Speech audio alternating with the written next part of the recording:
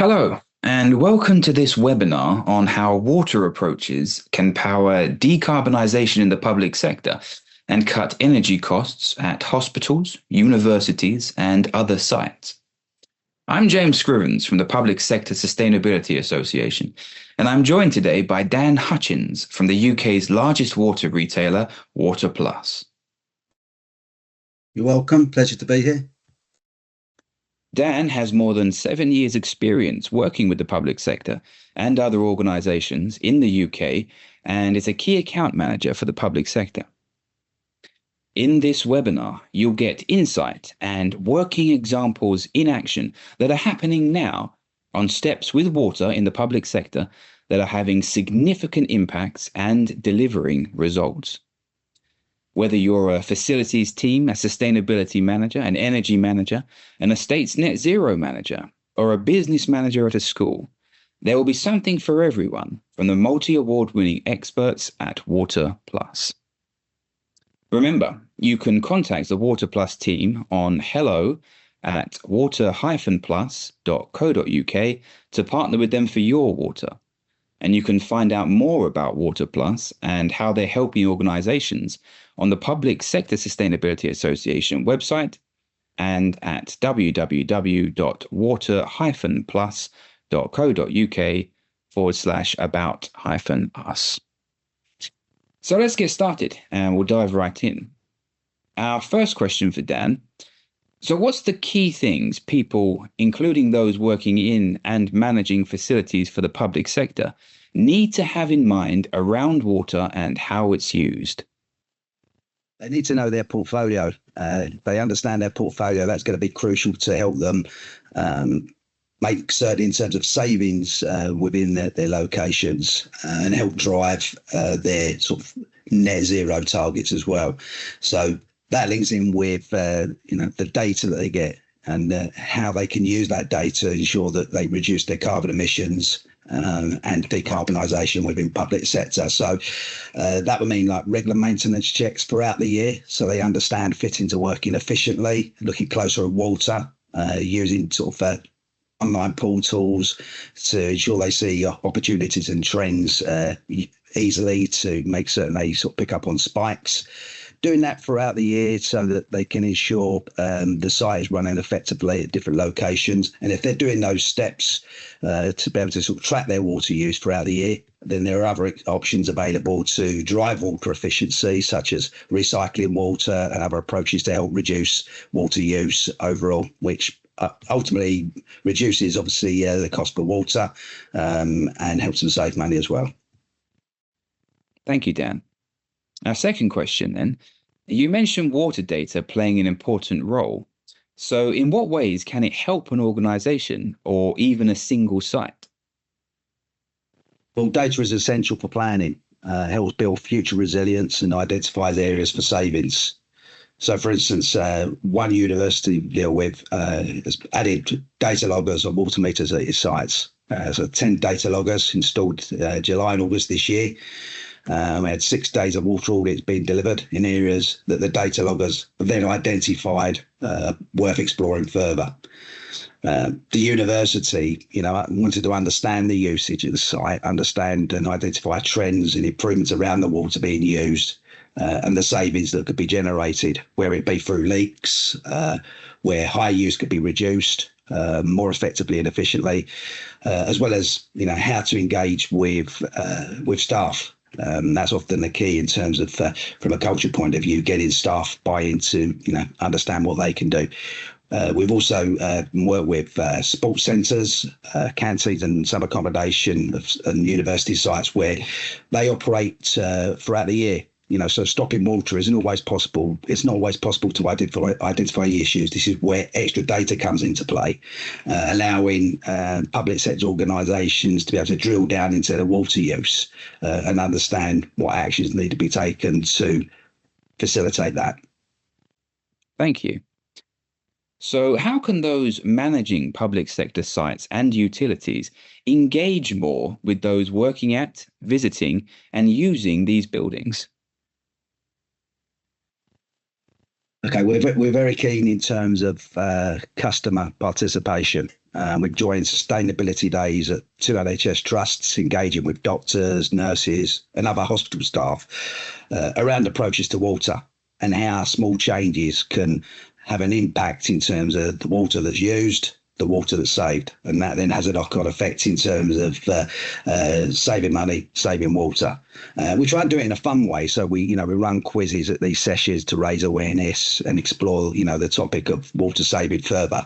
And as I say, that's been well received. And I think customers are always happy to sort of do that, because it's something that not just in work life, but it then also has an impact in terms of things that they can do at home as well. Like having shorter showers, as an example, rather than a bath. Thank you, Dan. So on to our fourth question. Can saving water really be a game changer for the public sector and its progress on the road for decarbonisation? It definitely can. If less water's needed, then less needs to be heated or moved across sites. So there are energy savings out there. Cutting water use overall also cuts carbon emissions. And as the carbon emissions are linked to all water use at buildings, the Water Plus, we carried out water saving visits across 30 public sector sites in England and Scotland, where we used a range of water saving kits installed in 2024. And this was an example of one of the largest water saving projects that has taken place in the public sector in recent years. And what that meant is that, for instance, water audits through Water Plus found £68,000 worth of annual savings on operating costs could be achieved through the efficiency actions, with water saving meaning cuts of 24 tonnes worth of carbon emissions, which would be expected to be over 12 months.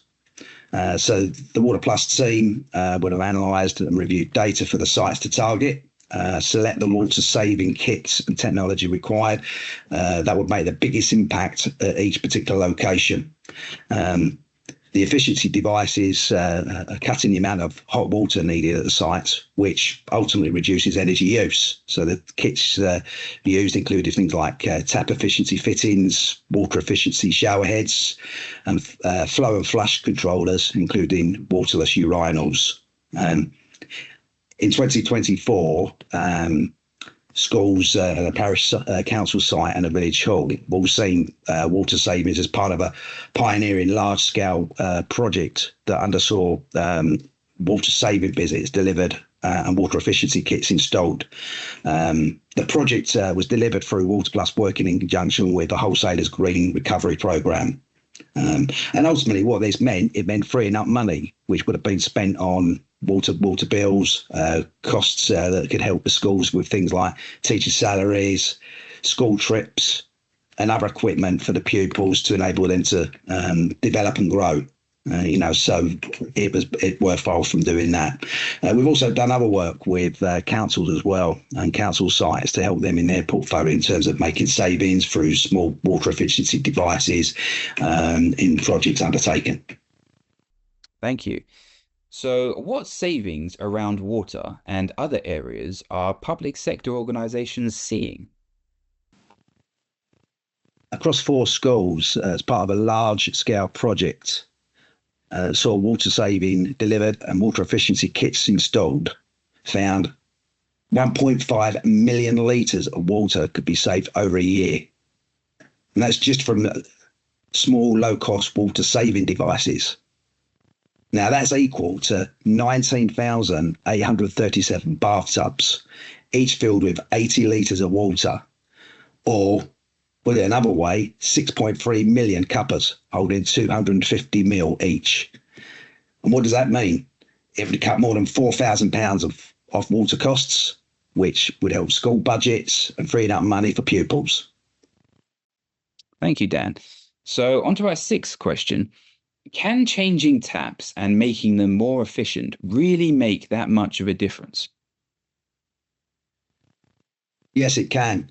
More than 20 tap aerators were installed at 2 of the schools, which would reduce the amount of hot water needed, which reduces energy use, along with 20 flush savers that save around a litre of water every toilet flush, which also means less water needs to be used.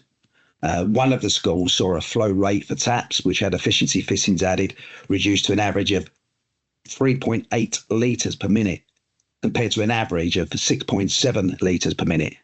And that's a 43% water saving.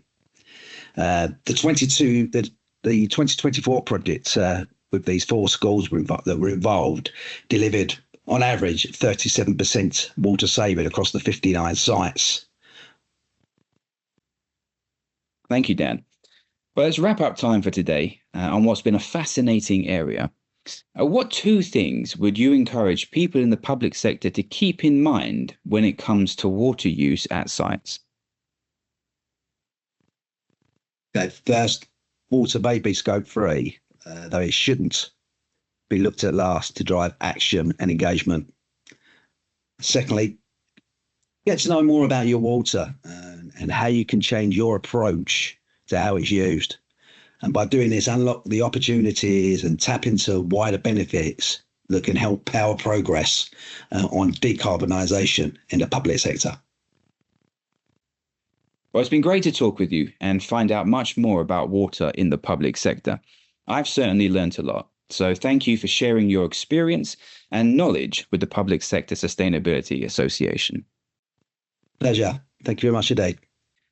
To partner with Water Plus for your public sector water, email hello@water-plus.co.uk.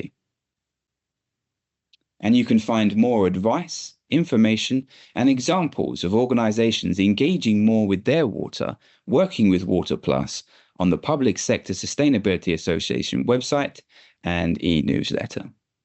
Thank you, Dan, and thank you, Water Plus.